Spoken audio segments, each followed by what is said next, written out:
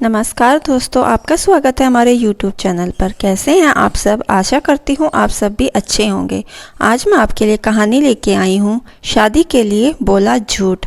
साक्षी का परिवार middle class है। परिवार में माँ पिता हैं।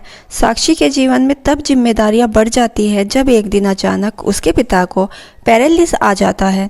साक्षी पर अब उसके छोटे भाई और एक छोटी बहन के साथ पिता के इलाज और घर चलाने का बोझ आ गया है। साक्षी ग्रेजुएट है। वो अब नौकरी करके सारे घर की जिम्मेदारियां अच्छे से संभाल रही है। उसे अब अपनी फैमिली के अलावा कुछ नहीं दिखाई दे रहा है। पिता और माँ को साक्षी पर गर्व है। साक्षी ने इस दौरान कई रिश्ते को मना कर दिया।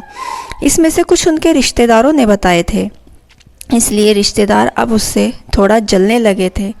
साक्षी को एक लड़का रचित कुछ दिनों से फॉलो कर रहा होता है। साक्षी अवॉइड करती है, लेकिन उस लड़के रचित का रिश्ता लेकर उसकी माँ घर आ जाती है। वो लड़का अच्छे पैसे वाली फैमिली से था।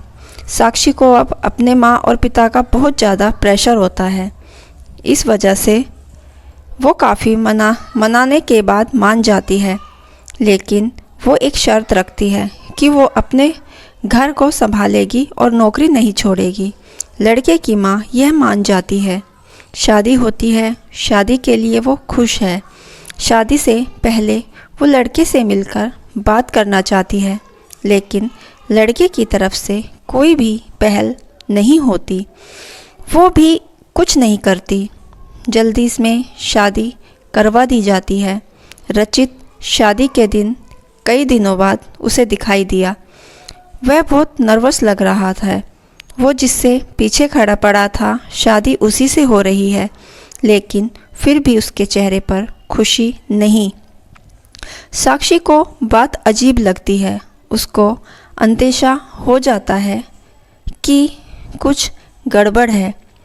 सुहाग रात की सेज पर वो बैठी है और बाहर से कई मर्दों की आवाज़ आ रही है।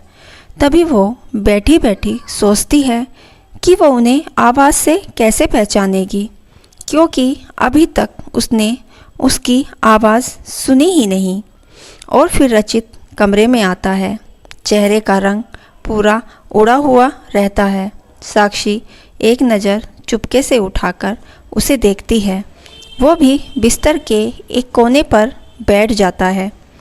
कई देर हो जाती है। साक्षी को अजीब लगता है, क्योंकि रचित ना कुछ बोलता है और ना ही कुछ उसके पास आता है।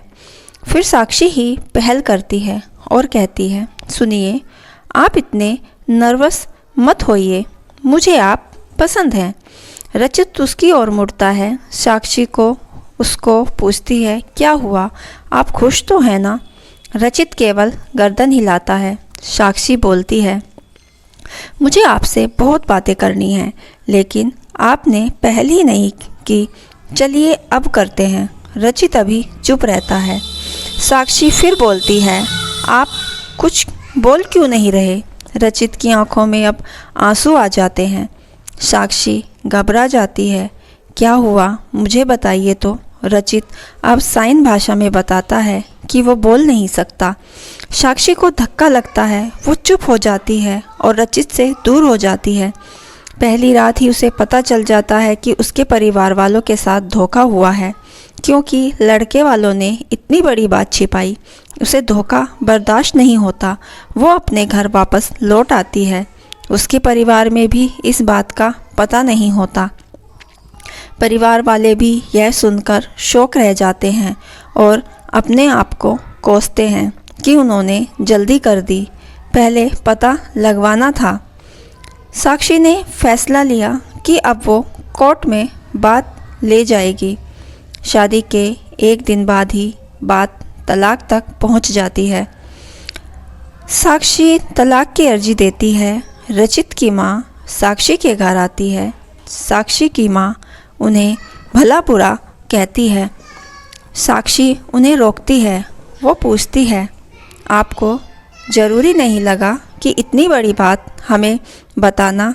रचित की माँ नीचे मुँह कर और चुप रहकर सारी बात सुन रही है। रचित की माँ कहती है कि मैं माँ अपने बेटे का भला ही चाहती हूँ और उसके पिता भी नहीं हैं। वो साक्षी को पसंद करता है, इसलिए वो साक्षी से शादी करना चाहता था। मैंने हिम्मत की बोलने की, मगर मैं कर नहीं पाई। फिर मुझे डर भी लगा, क्योंकि पहली बार उसने कुछ करने को कहा।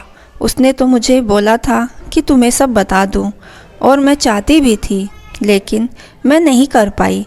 मैंने रचित को भी झूठ बोला कि तुम मान गई, लेकिन शादी के पहले उसे पता चल गया कि मैंने उसको झूठ बोला है। तब तक देर हो गई थी, इसलिए वो खुश नहीं था। साक्षी, शायद तुम मुझे समझो पाओगी।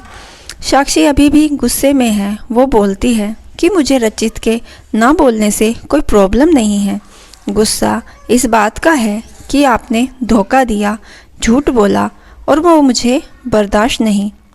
तलाक की अर्जी के बाद रिश्तेदार तो साक्षी और उसके परिवार की इस हालत पर खुश हैं। वही तलाक में अभी कुछ महीने का समय है। साक्षी अब अपने घर पर पहले की जीवन शैली पर लौट आती है।